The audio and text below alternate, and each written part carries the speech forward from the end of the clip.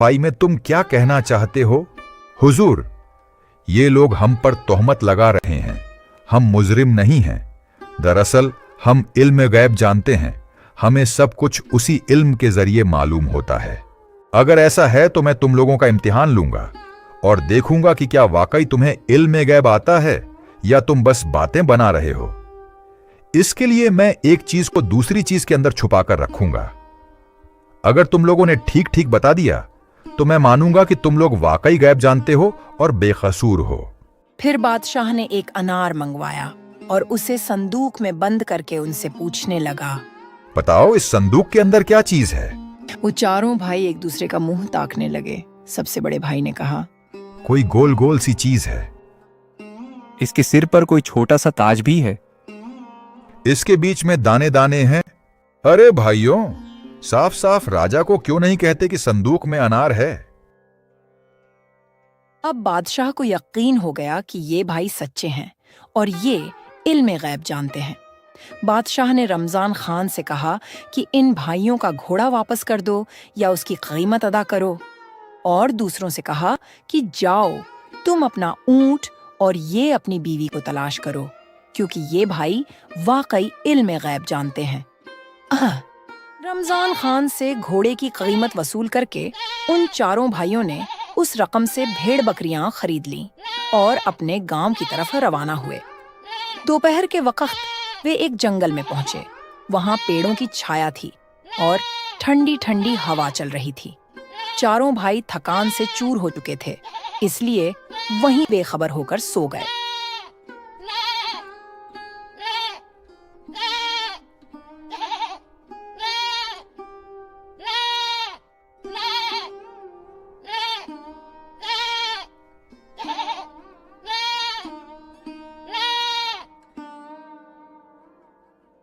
जब एक भाई की आंख खुली तो उसने देखा कि बकरी का एक बच्चा एक पेड़ पर चढ़ा हुआ है और भेड़ें जुगाली करते हुए मुंह हिला रही हैं।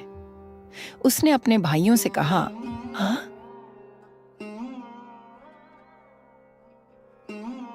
चुपके से उठ जाओ। क्यों? क्या हुआ? अरे भाई, वो देखो तो, ये क्या हो रहा है? बकरियां डंडे तोड़ रही हैं और भेड़ें हमें मारने के लिए आपस में सलाह कर रही हैं। चारों भाई वहां से भाग निकले और भेड़ बकरियों को वहीं छोड़ दिया। एक भेड़ ने उनके पीछे पीछे भागना शुरू कर दिया तो एक भाई ने पत्थर उठाकर भेड़ पर दे मारा। जब वे काफी देर तक भागते रहे तो थक गए और उनकी सांसें फूलने लगीं।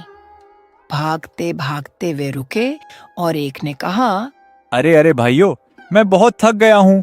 जरा गिनती करो, क्या हम सब पूरे हैं या नहीं? 1, 2, 3।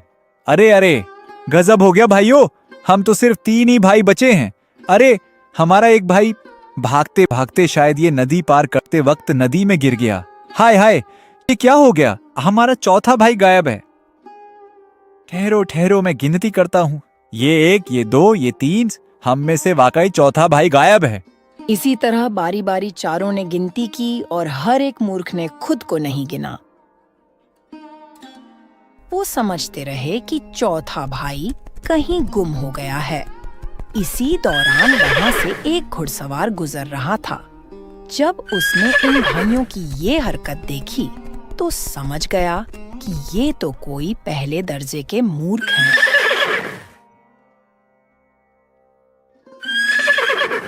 वो घुड़सवार अपने घोड़े से उतरा और उन चारों भाइयों के पास जा पहुंचा और उनसे पूछने लगा, अगर मैं तुम लोगों की गिनती पूरी कर दूं तो मुझे क्या मिलेगा? फिर हम सब तुम्हारे गुलाम बन जाएंगे। जहां तुम हमें ले जाओगे, हम तुम्हारे साथ चलेंगे। घुड़सवार ने पहले एक भाई का हाथ पकड़ा और कहा, ये 1। फिर दूसरे का हाथ पकड़ा और कहा, ये 2। और इसी तरह गिनती पूरी की। इस पर चारों भाई खुश हो गए और कहने लगे, तुमने तो हमारा लापता भाई भी लौटा दिया है। तुमने हमें अपना गुलाम भी बना लिया है। अब तुम जो भी कहोगे हम मानेंगे।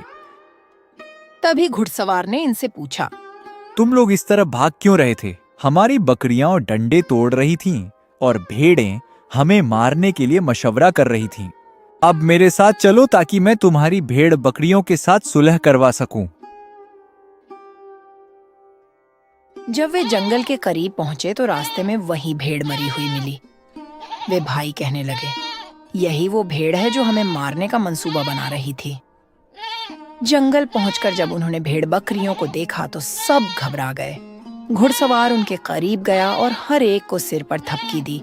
फिर भाइयों से कहा, डरो मत, अब सब कुछ ठीक है। अब ये तुम्हें कुछ नहीं कहेंगी। फिर उसने कहा, अब देखो, ये बकरियां और भेड़ें अब तुम्हें कुछ भी नहीं कह रही हैं। अब तुम लोग भी मेरे साथ चलो। घुड़सवार भेड़ बकरियों को लेकर घर पहुंचा। चारों भाई भी उसके साथ थे क्योंकि वे उसकी गुलामी स्वीकार कर चुके थे। उसने चारों भाइयों को अपने सामने खड़ा किया और हर एक को जिम्मेदारी दी। मेरी माँ बीमार है, उसकी सेवा करो और याद रखना उस पर मक्खी भी न बैठने पाए। तो ये सारा रेवड़ चराने ले जाओ और ध्यान रहे किसी भी जानवर को कुछ भी नहीं होना चाहिए। बैलों के लिए घास काटो और उन्हें खिलाओ और ध्यान रहे बैल को कुछ भी नहीं होना चाहिए। चौथे भाई से कहा, गेहूं की फसल काटकर एक जगह सलीके से रख दो। घुड़सवार ने काम सौंपकर अपने कारोबार में लग गया। जिस भाई के जिम्मे मक्खी उड़ाने का काम था, वह एक डंडा लेकर बैठ गया। जब मां पर मक्खी बैठती, वह डंडे से मक्खी को मारता। बेचारी बूढ़ी चीखती चिल्लाती रही। 3-4 जोरदार डंडों के बाद दम तोड़ गई। भाई ने सोचा शायद वह आराम कर रही है। उसने उस पर चादर डाल दी और खुद एक तरफ बैठ गया।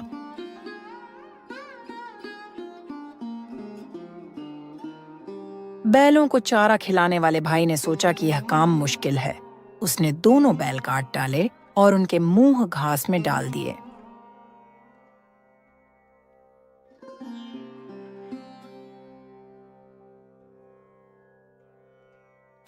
गेहूं काटने वाले ने सोचा कि भून लेना ही बेहतर है। उसने पूरी फसल को आग लगा दी। जब चौथा भाई भेड़ बकरियां चरा रहा था तो भेड़िए आ गए और उन्हें खाने लगे। भाई ने सोचा कि कुत्ते भूखे हैं। उसने भेड़ें छोड़ दी और वापस लौट आया। दोपहर को घुड़सवार घर आया। उसने पहले भाई से पूछा, क्या तुमने माँ की सेवा की? हाँ, बहुत समझदारी से किया। मैंने एक भी मक्खी नहीं बैठने दी आपकी माँ पर। अब वो आराम कर रही हैं। जब घुड़सवार ने अपनी माँ के चेहरे से चादर हटाई तो यह देखकर हैरान रह गया कि उसकी माँ मर चुकी थी। वह फूट फूट कर रो पड़ा।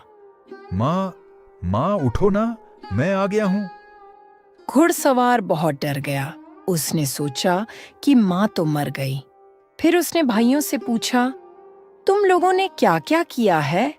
उसने एक एक करके सभी से पूछना शुरू किया।